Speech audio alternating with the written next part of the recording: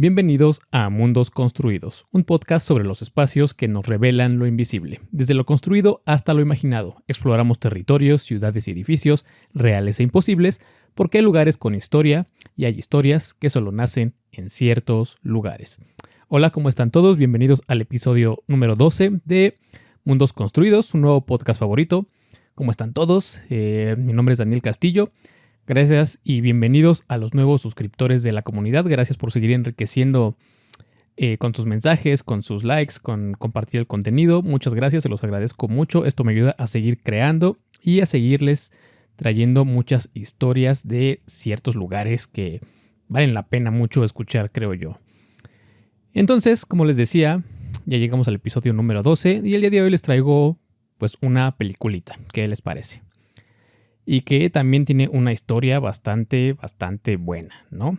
Y que espero que estén listos porque en el episodio del día de hoy vamos a navegar entre lo que fue un suceso real bastante crudo, bastante infame, cruel, esto ya lo decidirán ustedes mejor, y entre la misma historia pero llevada y adaptada al cine, como les decía hace un momento. Esto nos va a servir muy bien para redondear aún más la historia, entenderla mejor y enriquecerla, ¿ok? Así que, ¿qué les parece si comenzamos y empiezo poniendo en contexto el suceso real del cual se inspiró la película para después ir a la cinta de la cual surgió el mundo construido del día de hoy, ¿no? ¿Qué les parece? Entonces, pues bien, esto sucedió en julio de 1959 en la Ciudad de México, donde saldría a la luz uno de los casos de opresión y privación de la libertad más impactantes de la época. Todo esto sucedió en una casa ubicada en el número 1176 de la avenida Insurgentes Norte. Esta era una vivienda de fachada blanca de un solo nivel, con una marquesina que cubría el acceso principal y que justo encima, dos enormes macetas con plantas decoraban la entrada. Hoy, sabiendo lo que ocurrió ahí dentro, podríamos ver esas macetas no solo como ornamento, sino como dos pequeñas torres de vigilancia, casi simbólicas, y que parecían custodiar el umbral, vigilando hacia afuera, pero también vigilando hacia adentro. El caso, que en su momento fue conocido por la prensa como el de la Casa de los Macetones, inspiró libros, ensayos y varias reinterpretaciones. Una de ellas fue el guión escrito por José Emilio Pacheco, que dio vida a una película, gran película diría yo, dirigida por Arturo Ripstein y estrenada en 1972. La cinta nos cuenta la historia de un padre de familia que mantiene cautiva a su esposa e hijos durante casi 20 años, prohibiéndoles salir, ver el mundo exterior o tener contacto con cualquier persona que pudiera corromper la supuesta pureza con la que nacieron y fueron criados en el interior del hogar. Todo esto mientras son obligados a trabajar en el negocio familiar elaborando veneno para ratas. Así que, como les decía, en este episodio vamos a reconstruir esta historia y vamos a explorar los espacios de la casa que fue utilizada como locación para la película y, sobre todo, vamos a analizar cómo la arquitectura, esa que se supone nos debería proteger, puede también pervertirse transformándose en prisión, en fortaleza y convertirse en instrumento de control absoluto, casi como en un castillo medieval, en el Castillo de la Pureza, como finalmente se nombró la cinta. Así que, sin más preámbulo, te lo cuento y vamos a la película.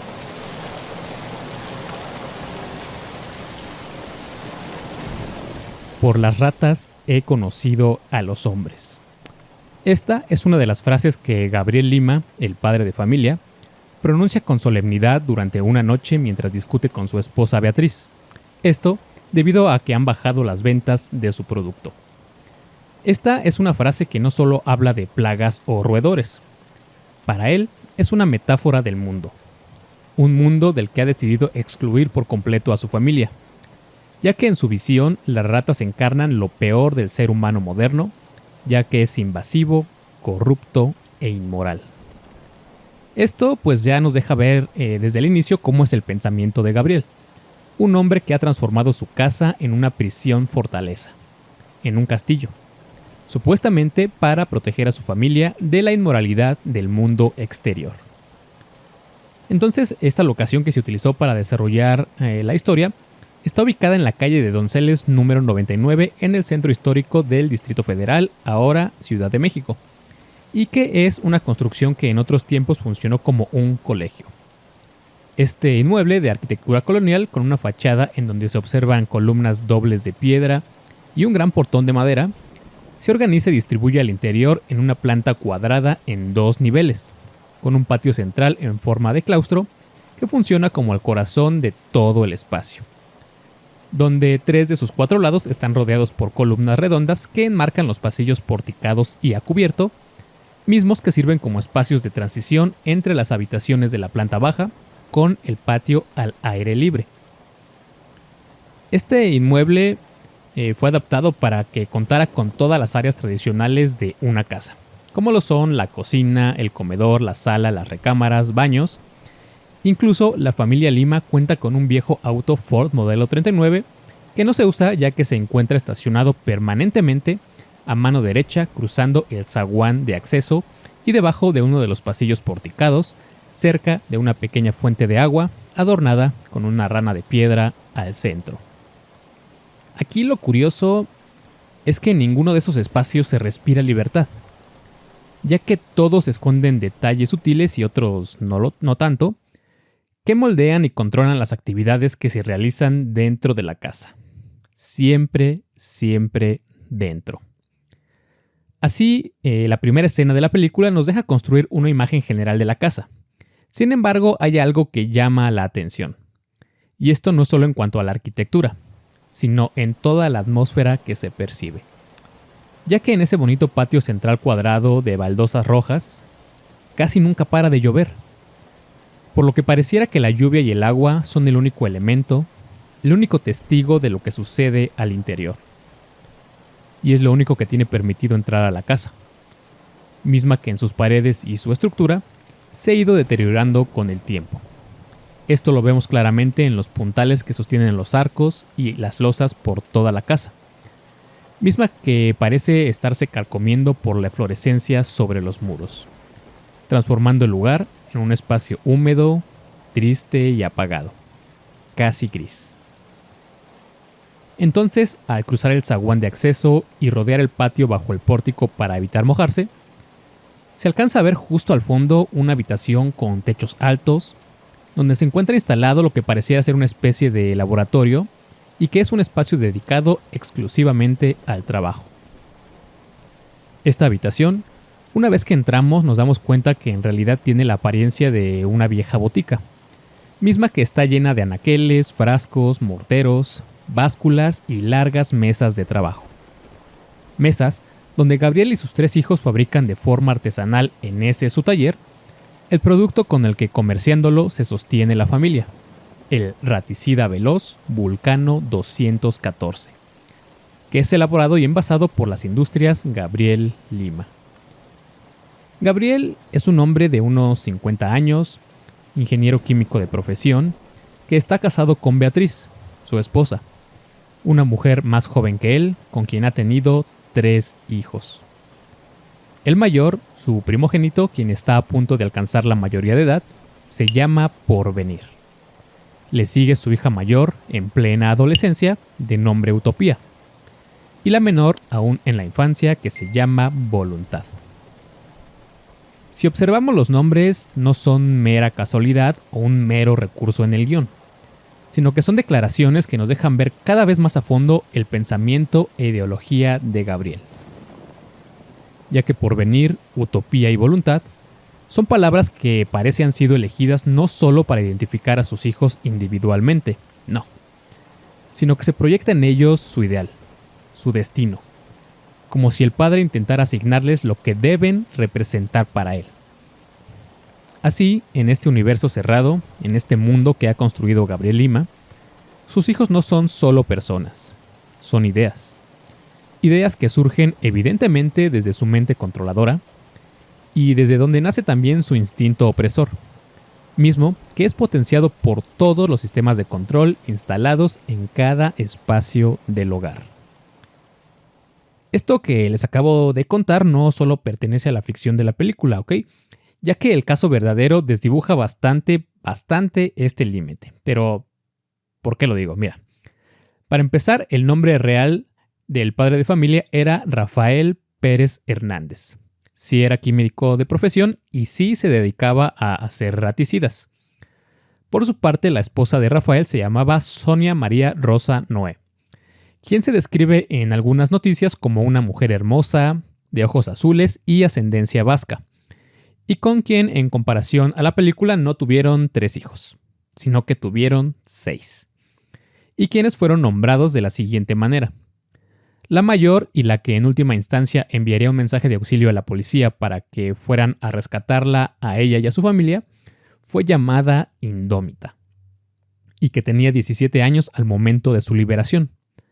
Después estaba Libre, de 15 años, luego Soberano, de 14, le seguiría Triunfador, de 12, y Bien Vivir, una niña de 10 años. Además de una bebé recién nacida que fue llamada Evolución Pensamiento Liberal. Ahí vamos bien.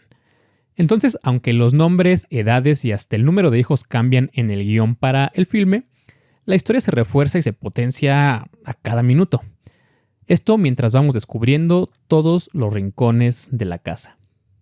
Entonces, de esta manera, y volviendo a la cinta, notamos que mientras Gabriel y sus hijos trabajan elaborando y empaquetando el veneno para ratas, se ha impuesto de manera implícita una regla de oro. Se debe mantener absoluto silencio, a no ser que el padre haga alguna pregunta o indique lo contrario, ya que de esta manera se le debe responder con obediencia y sin cuestionamientos.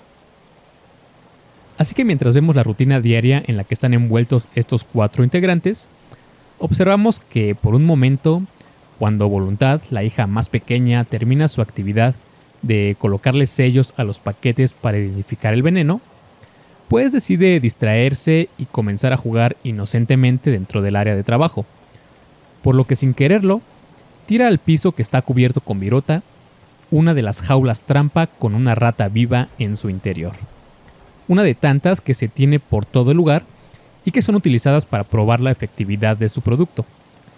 Así que acto seguido y sin dar oportunidad siquiera de disculparse a la pequeña, Gabriel la reprende dándole una bofetada, luego tomándola del brazo al mismo tiempo que la dirige hacia afuera de esa habitación. Entonces, al salir del taller a mano izquierda, aparecen 2 umbrales situados en la esquina del único lado de la casa que da al patio y que no cuenta con un pasillo porticado. De estos 2 umbrales, el primero, que si lo vemos de frente está a la derecha, da paso por un vano arqueado al espacio que contiene la escalera semiabierta y de forma semicircular que sube hacia la planta alta de la casa, y que se ilumina de forma natural gracias al patio central. Por el contrario, el segundo umbral, justo a la izquierda del primero, da paso a otra escalera, pero que esta, por el contrario a la anterior, está envuelta en penumbras, ya que conduce hacia un sótano oscuro. Sótano, donde Gabriel tiene construidos de forma improvisada y en muy mal estado 3 pequeños cuartos de madera, que están protegidos con alambre de púas y malla tipo gallinero, los 3 cerrados con candado, y que más bien funcionan como mazmorras o calabozos del castillo de la pureza. Estos son espacios mínimos e indignos, donde sanciona a sus hijos encerrándolos en la oscuridad cuando cometen alguna falta según su criterio. Entonces, Gabriel entra al espacio, enciende un quinqué que está adosado a uno de los muros y desciende con su hija Voluntad por las escaleras, conduciéndola y dejándola recluida dentro de uno de los cuartos. Esto como un castigo por haber interrumpido el trabajo al haber tirado una de las jaulas trampa para ratas unos minutos atrás. Todo esto sucede mientras Beatriz, la esposa, se encuentra en su recámara ubicada en la planta alta de la casa, donde está sentada aplicándose un labial rojo mientras se observa con la mirada perdida en el espejo de su tocador. La recámara, al igual que el resto de la casa, se percibe fría, descuidada y envejecida. Un tapiz con patrones de plumas de pavo real recubre los muros, envolviendo el lugar en una sensación de estancamiento, soledad y desesperanza. La misma que se refleja en la mirada de Beatriz.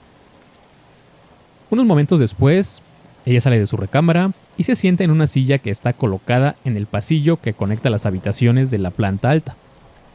Esto mientras observa en silencio a sus hijos desde lo alto, que ahora han salido al exterior ya que han terminado su jornada de trabajo y que a la pequeña voluntad se le ha levantado el castigo.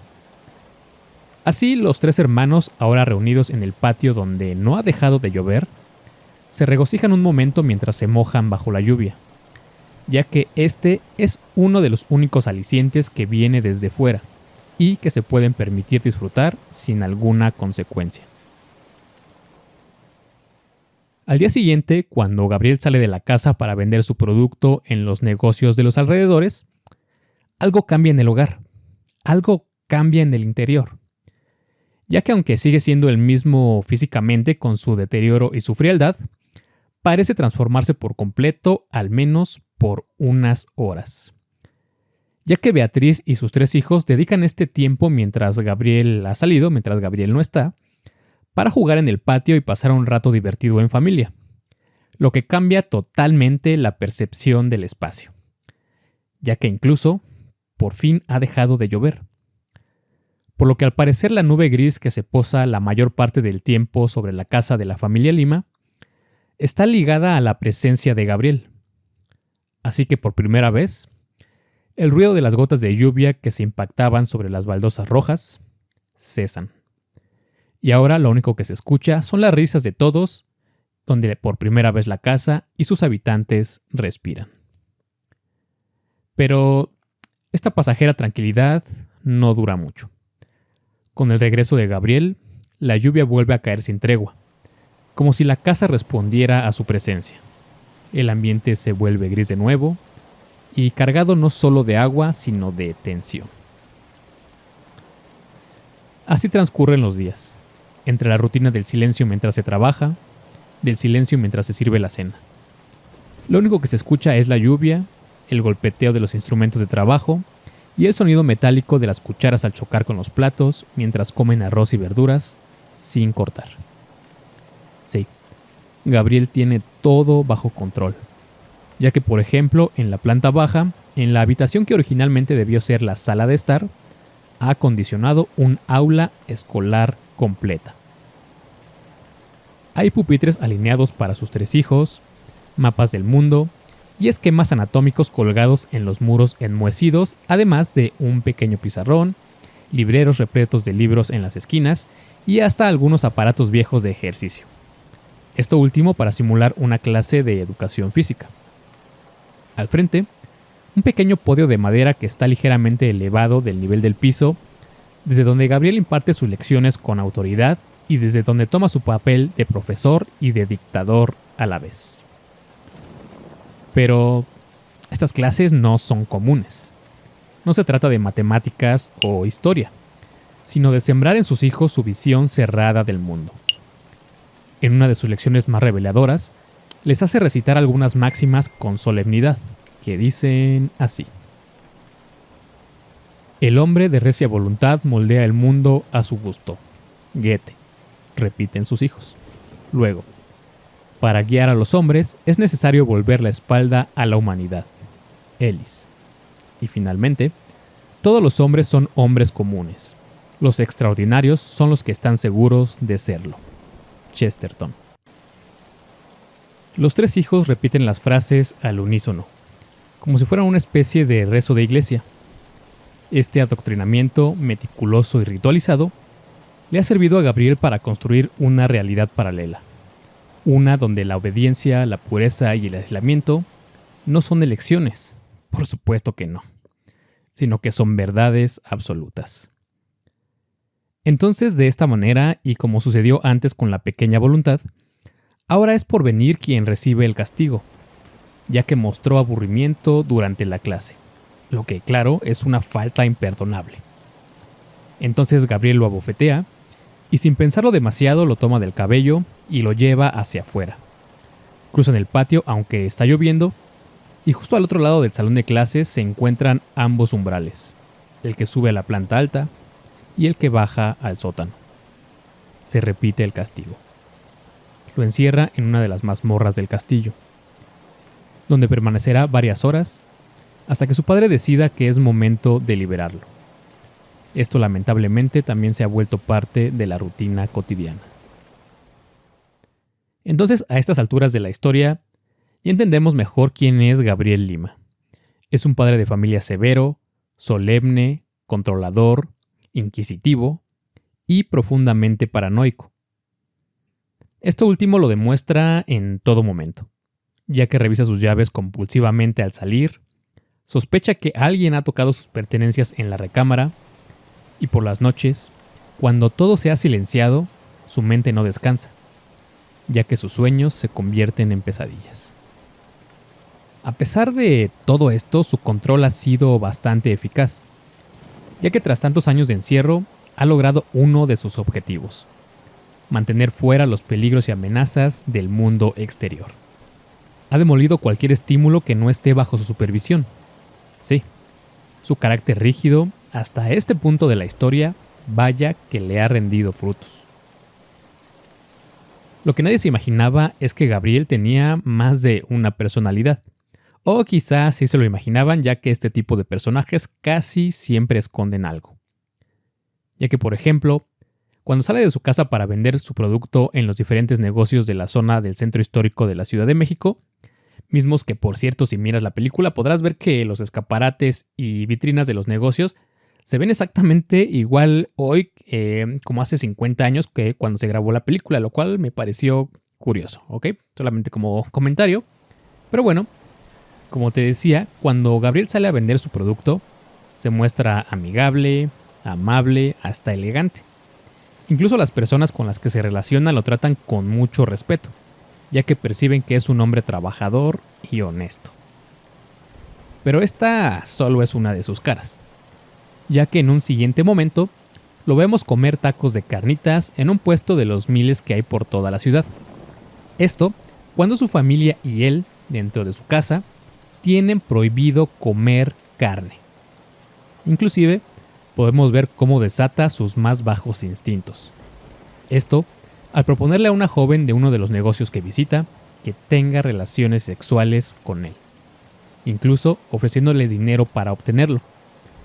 También vemos cómo se acuesta con prostitutas mientras su mirada perdida no muestra ningún remordimiento en apariencia. Lo que sí le causa remordimiento en ocasiones es desear a Beatriz, ya que reprime sus instintos lo más posible con tal de no tocarla, ya que ella es su sostén y es ante quien suele sentirse frágil y vulnerable. Su esposa, a quien provee de perfumes y cosméticos para mantenerla hermosa, al mismo tiempo la convierte en su princesa medieval cautiva en una torre del Castillo de la Pureza, que es su recámara. Por ello es bien claro el simbolismo cuando ella mira a sus hijos jugar desde el segundo nivel, cuando se encuentra sentada en una silla colocada en el pasillo, justo detrás del barandal metálico, que asemejan barrotes que protegen un torreón.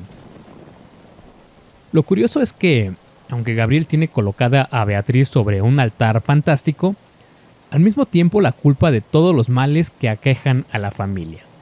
La cela paranoicamente, la reprime psicológicamente en cualquier oportunidad, incluso cuando Gabriel se deja vencer por sus instintos más bajos, la utiliza sin miramientos como un objeto sexual. ¿Ok? Pero bien, ya que hemos hablado y que conocemos pues muy bien a este monstruo, ¿qué se puede decir de Beatriz, su esposa? Pues bien, Beatriz es una mujer más joven que él para empezar. De acuerdo a unas notas del guión de José Emilio Pacheco, ella tiene 40 años en la película y se presenta como una mujer hermosa, virtuosa, pero de carácter ambivalente, ya que por una parte se muestra cariñosa, amable y comprensiva con sus hijos, pero por otro lado casi nunca los defiende de los castigos excesivos de su esposo. Por una parte, sabe que las ideas de Gabriel van demasiado lejos, pero al mismo tiempo las convalida. Incluso le agradece por cuidarlos de esa manera. Esto lo entendemos muy bien en uno de los diálogos que tiene con su esposo y que dice así. Tengo asco. Hay millones de ratas por todas partes. Ya no se mueren. Hay que hacer raticidas más potentes. Las ratas están dejando de comerse lo que les doy. De alguna forma se avisan del peligro. Las bestias solo buscan el placer y reproduciéndose perpetúan su horror y asquerosidad. Es una cadena que solo terminará con el fin de los tiempos. Por las ratas he conocido a los hombres. Son iguales. Por eso no quiero que ustedes tengan ningún contacto con el mundo. Vale más que sigan encerrados aquí entre mis ratas que ver al mejor de los que están allá afuera. Esto lo exclama con seguridad Gabriel, a lo que Beatriz contesta que no puede comparar a la gente con las ratas, y que además él quiere mucho a sus hijos para hablar así.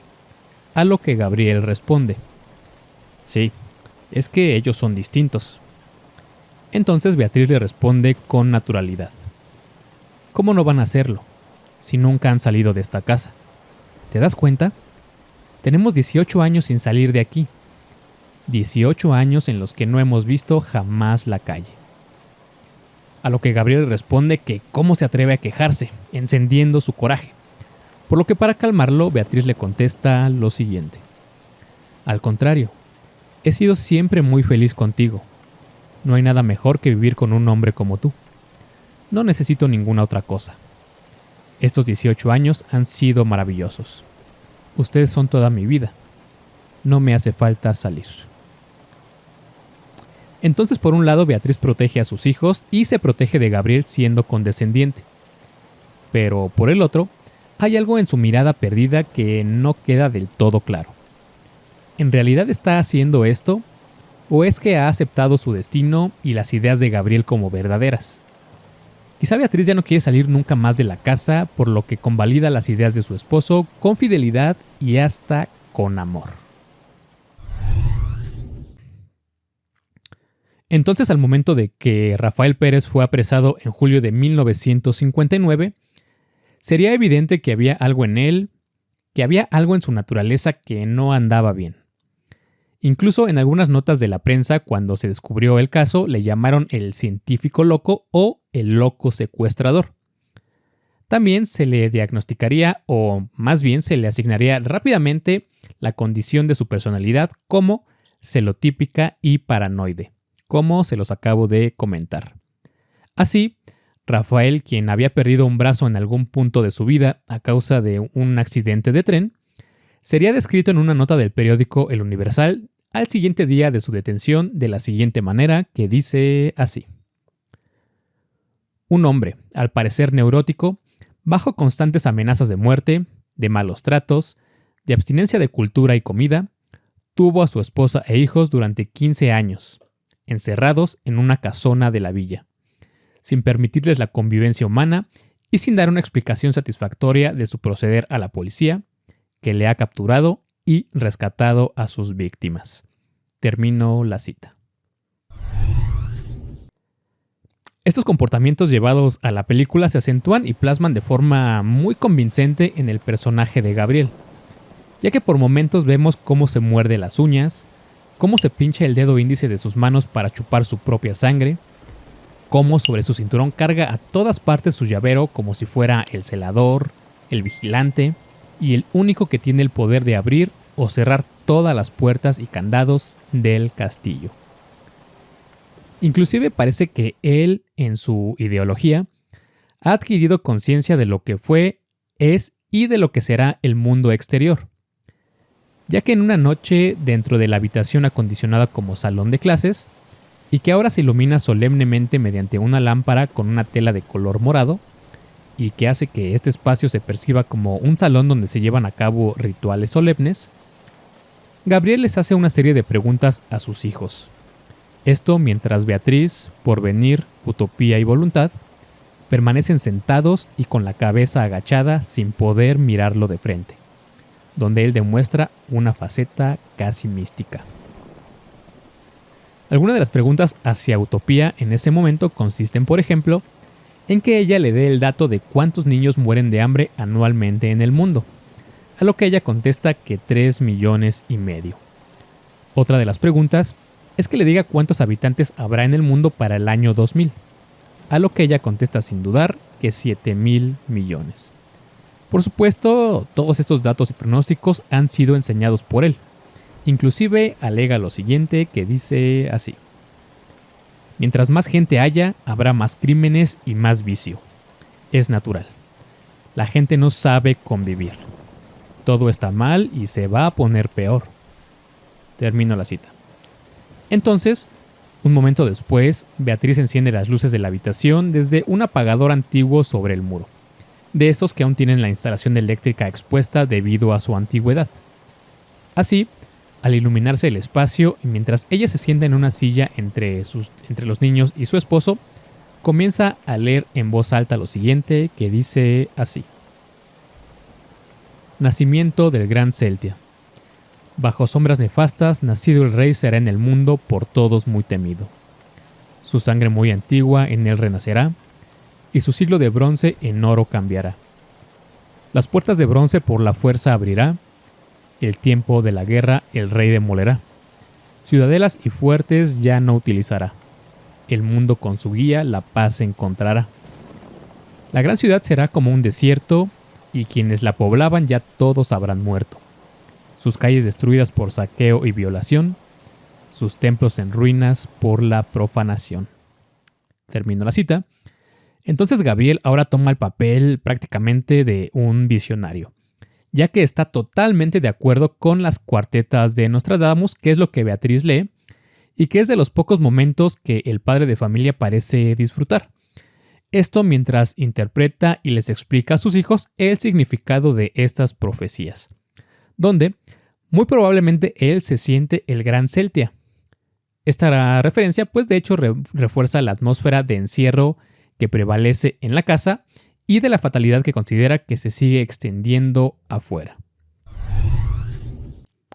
Más adelante, un día después de que Beatriz le advierte a Gabriel que llevan tocando la puerta de la calle un buen rato, este se dirige a abrirla, por lo que podemos ver entrar del exterior a la única persona que visita la casa.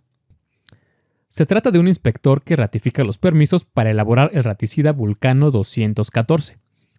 Este señor al entrar nota el estado deplorable del hogar y le hace notar a Gabriel que hay que tener cuidado en esos edificios viejos, ya que se pueden venir abajo en cualquier momento por las lluvias. Sin embargo, ese inspector chaparrito, bonachón y muy bien vestido no representa en la película solamente a una autoridad, sino que representa a la lujuria. Lujuria que ha dejado entrar Gabriel, ya que este tipo se dedica solamente a coquetearle a Utopía, quien está creciendo y se está convirtiendo en una bella mujer. Sin embargo, la adolescente apenas y contesta apenada a las insinuaciones del inspector, por lo que no presta demasiada importancia a los comentarios de lujurias. Pero, un momento después, el inspector, que ya ha ratificado el permiso, es acompañado hasta la puerta, y entonces se va y sale de la casa. Y ahí es cuando todo cambia, ya que hacia su regreso al taller y una vez que Gabriel ha cerrado con llave la puerta del acceso, y que cruza el patio cuadrado que ahora está envuelto en una neblina fría, entra al taller enfurecido, abre un cajón que está debajo de su mesa de trabajo, saca unas tijeras y dirigiéndose a Utopía llamándole coqueta, le corta el cabello en medio de gritos y regaños. A lo que Beatriz acude en su auxilio arrebatando las tijeras de las manos de su esposo y arrojándolas lejos. Esto mientras los otros dos hermanos, por venir y voluntad, se encuentran abrazados aterrados del otro lado de la habitación. Así que Gabriel, exaltado y furioso, sigue aventando cosas por todo el taller, mientras exclama que él les ha dado todo, que todos están contra él y que los va a matar. Así que mientras el iracundo padre de familia sale del lugar, Beatriz recoge uno de los mechones de cabello de Utopía del piso. Esto para guardarlos entre otros tantos que tiene de sus 3 hijos y que ha guardado en una lata a través de todos los años de encierro. Esto como si fueran de los pocos elementos que son testigos del paso del tiempo para ella. En aquel verano, cuando salió a la luz el caso que inspiró el guión para la cinta, y una vez que Rafael Pérez fuera arrestado, se conocería a través de los periódicos populares de esa época lo siguiente y que dice así. Un loco tuvo secuestrados a su esposa y a sus 6 hijos durante 18 años, hasta que agentes del servicio secreto lo capturaron y pusieron en libertad a los cautivos, que ni siquiera conocían la calle donde estaba su casa. Termino la cita. También, entre las investigaciones recogidas en aquella época, habría algunas que aseguraban que el padre de familia hacía trabajar a los niños hasta 20 horas al día, esto haciendo insecticidas, y que nunca los dejaba salir a la calle y mucho menos inscribirse a una escuela. Que Rafael Pérez saldría cada 15 días de la casa para llevarles productos y víveres. Que siempre los tendría vestidos con harapos, descalzos y apenas alimentados. Y que ellos sufrían sin protestar, ya que aterrorizados por las amenazas de su padre con pistola o cuchillo en mano, juraba matarlos si lo desobedecían o intentaban escapar.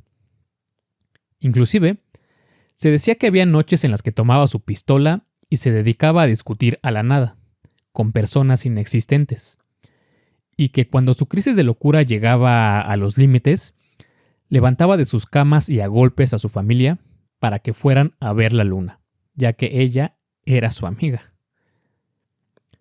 Por su parte, el periódico La Prensa se refería a Sonia María, la madre de los niños, como la heroína, como la abnegada madre que, a escondidas del loco, enseñó a sus hijos a leer, a escribir y les dio ánimo instruyéndolos en la religión católica. Sin embargo, un día antes de que el secuestrador, de que Rafael Pérez fuera enviado a la cárcel preventiva de la ciudad, el manco o el químico loco, como también se le comenzaba a llamar, declararía que todo era una mala interpretación de los hechos de parte de su familia. Por lo que aquí, un sesgo importante estaría a punto de añadirse a todo el caso.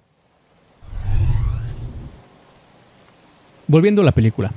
Un día después que a Utopía se le cortó el cabello, cuando fue reprendida por su padre, Gabriel llega a su casa por la tarde después de regresar de vender sus productos, a lo que de forma inesperada, su semblante y su carácter ya era otro, mostrándose amable, apacible y hasta arrepentido por su arrebato del día anterior. Esto lo intenta demostrar con regalos para sus hijos, diciéndoles que, cito, a partir de mañana ya no habrá regaños, ya que quiere que todos se lleven bien. O sea, no ese día, ¿no? O sea, sino a partir del día siguiente. Pero aquí hay algo que nos dice que esta tregua no durará mucho, porque al igual que todos los días, no ha parado de llover. Ya que al día siguiente, mientras Gabriel baja del segundo nivel para dirigirse a sacar la basura y llevarla hasta el camión que se encontraba en la calle, Voluntad, que estaba sentada en una banca debajo del pasillo cubierto junto a Utopía y Porvenir, ve pasar a su padre que se dispone a salir por la puerta de la casa. Así que en su inocencia se levanta detrás de él y lo sigue gritándole emocionada: «Yo te acompaño». Por lo que sin pensarlo dos veces, los hermanos mayores siguen a la pequeña y se asoman a la calle. Así que por primera vez en todos esos años de encierro, los 3 niños se atreven a cruzar el gran portón de madera que se encontraba semiabierto. Ese mismo que los ha mantenido puros y a salvo del exterior toda su vida. Por lo que por un breve instante han salido a la calle y han podido ver al fin cómo es el mundo. Han podido ver cómo es fuera de ese castillo opresor que se ha encargado de construir su padre. Pero tras esos pocos segundos de aparente libertad, Gabriel ha notado que sus hijos han roto sus reglas.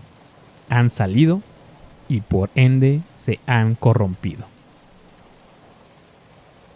Porvenir, Voluntad y Utopía pasarían esa noche, toda la noche, encerrados en las mazmorras del sótano, con la humedad, el frío y solo la luz del quinqué y algunas velas encendidas que iluminan sus rostros, que, para este punto de la historia, ya expresan total desesperanza. Beatriz esta vez no tuvo mejor suerte, ya que su esposo la culpa totalmente de todo lo sucedido, y esa noche también recibirá entre golpes la furia de Gabriel. A partir de ahí, el control absoluto se reinstauró en la casa. Nuevamente, el aislamiento en el Castillo de la Pureza, ese que había sido vulnerado días atrás, volvería poco a poco a reconstruirse, aunque esta vez con mayor fuerza. No habría más concesiones ni errores permitidos, ni mucho menos treguas. Gabriel no solo retomaría el mando de las cosas, sino que lo endurecería. Ahora, todas las noches Gabriel se levantaría de su cama por la madrugada para vigilar constantemente a sus hijos. Esto lo haría mediante un agujero ubicado en los muros exteriores de las recámaras de los niños, donde colocaría unos tabiques sueltos que podría poner y quitar a voluntad, esto cuando decidiera echar un vistazo hacia adentro de las habitaciones, y así tener más control sobre sus hijos, incluso cuando ellos dormían. Este sistema de vigilancia, esta especie de mirilla clandestina, se complementaba con el otro de los sistemas de control que tenía por toda la casa, que era más rudimentario aún, pero bastante efectivo. Me refiero, para ser específico, a que en las puertas de las recámaras y cerca del zaguán de acceso, Gabriel había instalado un racimo de botes oxidados amarrados con cordeles, los cuales estaban conectados a las hojas de las puertas. Así que cada vez que una puerta se abría o cerraba, los botes subían y bajaban con el movimiento, produciendo un sonido que no podría pasar desapercibido. Este era un sistema simple pero infalible. Habría fabricado su propio rastrillo acústico. Una trampa que, como en los antiguos rastrillos medievales que protegían los castillos desde lo alto de las puertas, bajaban para impedir el paso. Solo que en este caso no era realmente una barrera física, sino que era una barrera sonora. Pero al igual que en los castillos más herméticos o en las fortalezas diseñadas para resistir, vigilar o hasta para aislarse del mundo, siempre hay algo incontrolable que comienza a formarse incluso desde adentro. Ya que las costumbres, las necesidades, los deseos y sobre todo las pulsiones humanas terminan por encontrar un lugar por donde abrirse paso, esto sin importar cuán sólidos sean sus muros.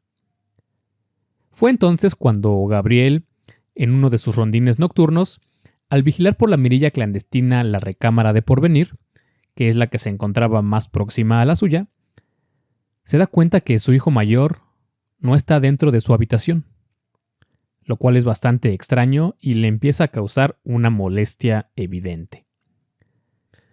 Lo peor viene cuando, apresurado, se dirige a mirar hacia adentro de la recámara de las niñas.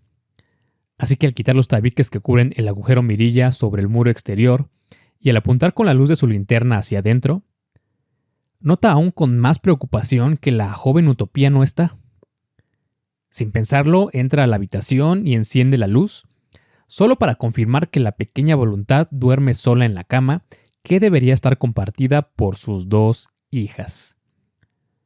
Así que, exaltado y furioso, sale de la habitación de las niñas y comienza a buscar entre la oscuridad el rastro de sus dos hijos mayores.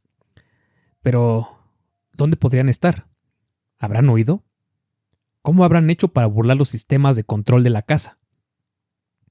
Así que Gabriel, que ahora se encuentra en el pasillo exterior que conecta las recámaras en el segundo piso, lanza y clava la mirada hacia abajo, solo para observar furioso y horrorizado la siguiente escena. Son sus dos hijos mayores, Porvenir y Voluntad, quienes están acostados dentro del auto Ford 39 que se encuentra en la planta baja y están explorando su sexualidad juntos. Esto mientras se tocan sus partes íntimas en la oscuridad.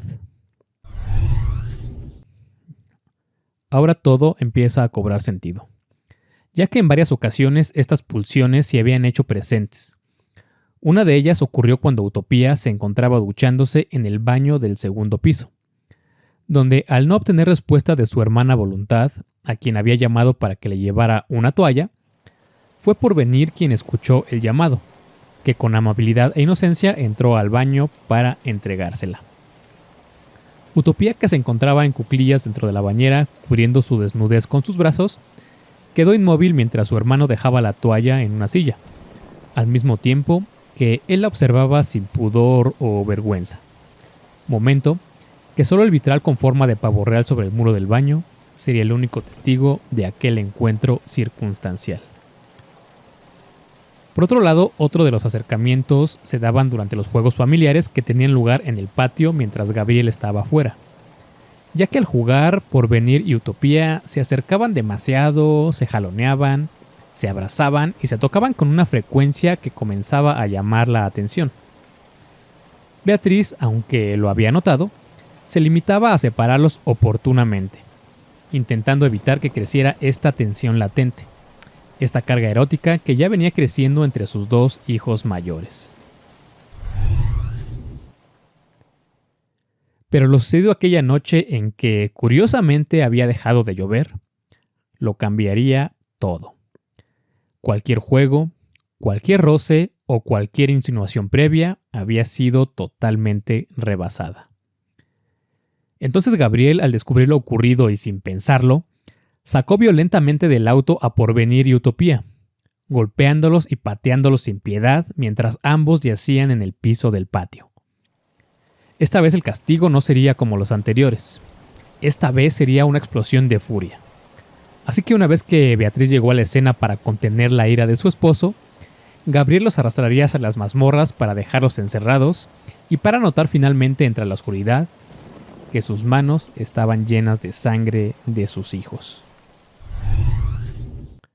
Todo esto que fue retratado en la película no distaba de los hechos ocurridos en la vida real, o al menos era lo que se decía, ya que efectivamente habría rumores de que ocurría incesto dentro de la casa de los macetones. Sin embargo, como les comentaba hace unos minutitos, un día antes de que Rafael Pérez fuera enviado a la cárcel preventiva de la ciudad, él mismo declararía que los hechos que había denunciado su familia habían sido malinterpretados, y que todo era una maniobra de su esposa para perjudicarlo. En su declaración preparatoria incluso diría lo siguiente, cito: "Todo es una infamia. He sido un padre y esposo ejemplar". Termino la cita. Pero para esto pues faltarían evidencias para sostener toda su versión. Lo que nadie se esperaba es que después de sus declaraciones sería examinado por un psiquiatra para diagnosticar su estado mental, como debería ser. A lo que el profesional de la salud informaría lo siguiente, cito: "Hay probable ausencia de síntomas de enajenación mental y que lo más probable es que no estuviera loco". Entonces, otro dato que causaría curiosidad en este caso es que cuando la gente del Ministerio Público que interrogaba a Rafael con preguntas con la intención clara de confundirlo y evidenciarlo, este se limitaba a contestar de manera clara y categórica, y sin ningún tipo de vacilación. Inclusive, en algunas entrevistas a los vecinos de la zona de la casa de los macetones, aseguraban que los hijos de Rafael y Sonia tenían amigos con los que jugaban a menudo, o que en ocasiones los niños solían acompañar a su padre a realizar las compras para ayudar a cargarlas, ya que él tenía dificultad para sostenerlas por él mismo a causa de que no tenía un brazo.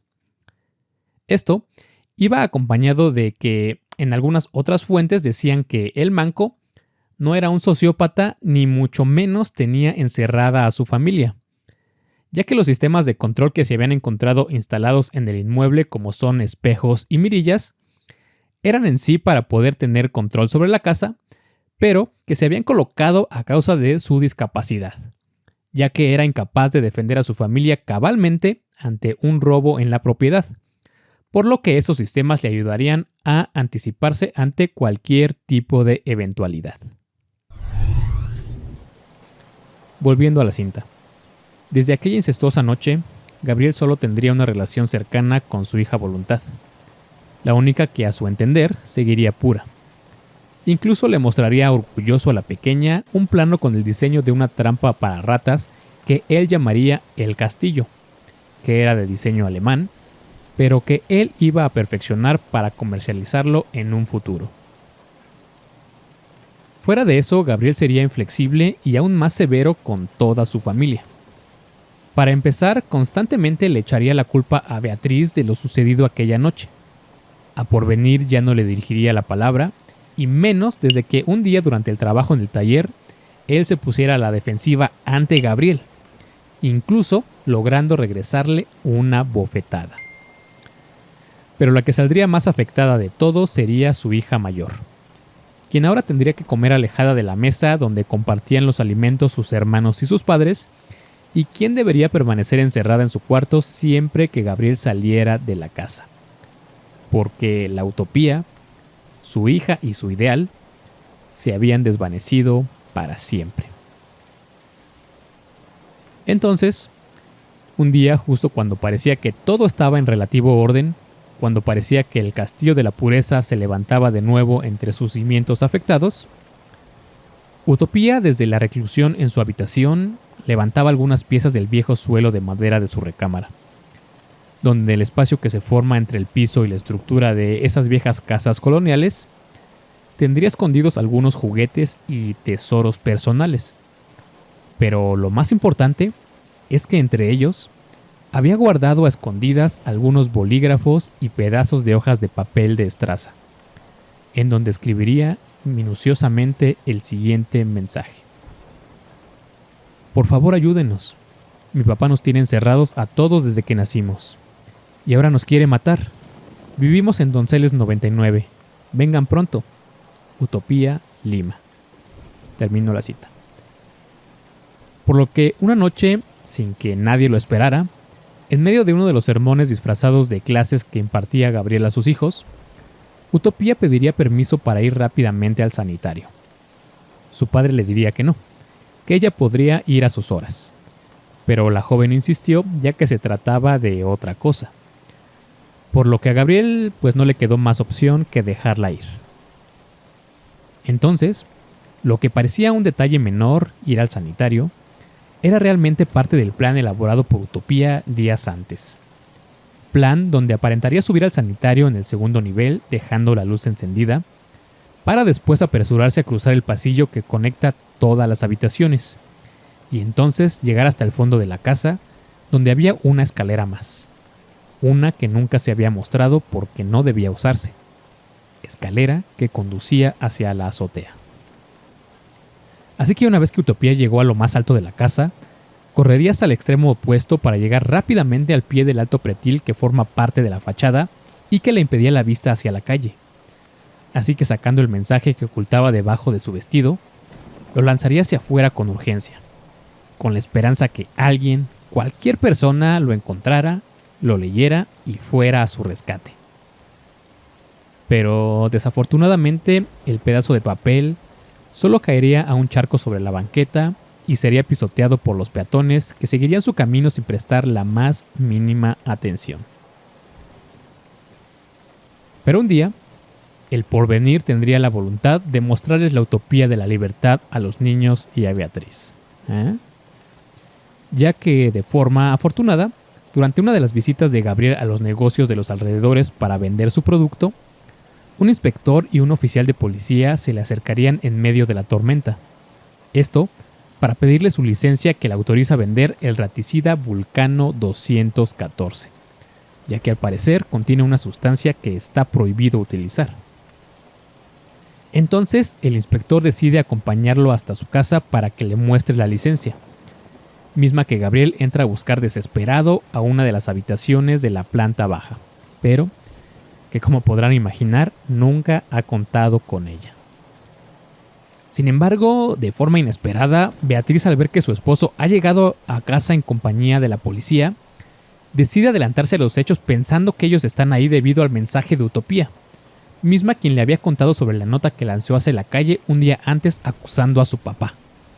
Por lo que comienza a gritar desesperada dirigiéndose a ellos diciendo que la nota era falsa y que se fueran de ahí, tratando de proteger a su esposo. Por lo que el inspector, confundido porque no entendía la situación y sin saber de qué está hablando Beatriz, ve llegar corriendo hasta su posición desde el otro extremo de la casa a un muchacho, a Porvenir, quien sin pensarlo dos veces exclama en voz alta lo siguiente: «Él nos encerró, él tiene la llave». Es entonces cuando Gabriel sale de la habitación en donde aparentaba buscar la licencia, pero en lugar de ello sale con un cuchillo en mano. Alcanza a tomar de los cabellos a su hijo y gritando amenaza con matarlo a él y a toda su familia si el inspector y el oficial no se van de la casa. Todo esto sucede mientras, entre gritos y llanto, Utopía, que ha alcanzado a escuchar el alboroto, golpea con sus manos la puerta desde adentro de su recámara donde está recluida. Así que arrinconado, Gabriel decide atrincherarse en el salón de clases improvisado, arrastrando con él a Beatriz, Voluntad y a Porvenir, que es a este último a quien tiene sujeto con una mano, mientras que con la otra sostiene el cuchillo que lo amenaza con cortar su cuello. Así que en otro acto desesperado, Gabriel lanza un quinqué que previamente había encendido Beatriz y lo estrella contra la puerta de madera de la habitación, causando un incendio casi al instante. Pero este sería su último intento de salirse con la suya, ya que la policía, ahora con refuerzos, apagaría sin problemas las llamas, además de que Beatriz, en un rápido movimiento, apartaría el cuchillo del poder de su esposo, seguido de un forcejeo entre él y Porvenir, lo que ayudaría a que al fin la policía pudiera entrar a la habitación y lo pusiera bajo arresto. En la planta alta, Utopía al fin sería liberada de su encierro por otro oficial, mientras que abajo, su opresor estaba siendo arrastrado hacia afuera de su domicilio. Todo mientras sorprendentemente Porvenir intentaba defenderlo, para que no se lo llevaran. ¿Esto era un tipo de síndrome de Estocolmo o realmente era amor a su padre? Es increíble. Así que, finalmente, y después de 18 años de encierro y malos tratos, Beatriz y sus hijos al fin verían el mundo exterior y obtendrían su libertad. Libertad que, por otro lado, no se expresaba en sus rostros ni en sus miradas, ya que muy en el fondo, en lo más profundo de su ser, todos ellos amaban a Gabriel. Entonces, así derrumbado desde adentro, termina la historia del Castillo de la Pureza. Una casa convertida en prisión, donde sus espacios fueron el escenario perfecto para la imposición de una ideología desbordada, donde se imaginaba que el mundo exterior era aún peor, y donde la vigilancia constante, lejos de salvar a alguien, solo amplificó el temor. Y aunque esta historia fue llevada al cine y su eco se disuelve un poco entre la ficción y las notas rojas, estas no dejan de recordarnos que hay monstruos que no solo viven en los cuentos, sino que viven en las habitaciones contiguas, detrás de las puertas y camuflados bajo la rutina y la obediencia. Entonces, en 1959, una vez que Rafael Pérez fue declarado culpable por varios delitos, entre los que se encontraban privación ilegal de la libertad, violencia familiar, corrupción de menores y lesiones calificadas, sería encarcelado de forma definitiva en la prisión de Lecumberri, donde, para sorpresa de muchos, su esposa e hijos lo visitaban con regularidad. Así, 13 años después de haber sido encarcelado en noviembre de 1972, Rafael encontraría su trágico final, ya que presuntamente había perdido la vida por haberse ahorcado con una cuerda dentro de su celda. Así que las sospechas de que no estaba loco y sus declaraciones de que había fotos que comprobaban que él y sus hijos estaban en distintos lugares de la ciudad de paseo, además de que su suegra los visitaba con regularidad en su casa de Insurgentes Norte, pues nunca fueron investigadas. Así que solo nos quedamos con la historia oficial, esa que siempre sirve para las noticias y de la que se inspiró la película. Que con esto no estoy diciendo que no haya sido horrible la historia o que no haya pasado, que no haya sucedido, pero pues no sé si te hace pensar que siempre queda como un algo, pues que te hace pensar que faltaron datos e investigaciones para cerciorarse al 100% de que Gabriel era totalmente culpable, ¿no? Ahí lo dejo. Así que hasta aquí el episodio número 12, dedicado a la película del Castillo de la Pureza y un poquito a lo que fue el caso real, en donde pudimos desmenuzar los espacios de este inmueble y vimos cómo cada uno de ellos pues sirve para contarnos de forma magistral esta horrible historia. Y que por supuesto, si no has visto la película, te la recomiendo mucho, seguramente la puedes encontrar en YouTube sin ningún problema. Entonces, dicho lo cual, pues no olvides suscribirte, darle like al episodio si te gustó y compartirlo para pues llegar a muchas más personas, ¿ok? Tampoco olvides seguirme en todas mis redes sociales, por ahí te dejo los vínculos o en la descripción del episodio también, ¿ok? Y pues no te olvides seguirme en tus plataformas de podcast favorito, que me puedes encontrar como Mundos Construidos en todas ellas, ¿ok? Y también te quería decir que si tienes alguna sugerencia de alguna película, algún libro o algún otro tema que encierre en sus espacios una historia que valga la pena contar, pues me la puedes dejar en los comentarios, ya que si hay suficiente material para investigar y armar un episodio, pues claro que lo voy a tomar en cuenta. Entonces, escríbemelo por ahí que yo te leo. Entonces, con esto llegamos al final del episodio. Muchas gracias por llegar hasta aquí, por llegar hasta el final. Mi nombre es Daniel Castillo y esto fue Mundos Construidos, donde cada espacio tiene algo que contar y tú un lugar para descubrirlo. Nos vemos la siguiente. Saludos.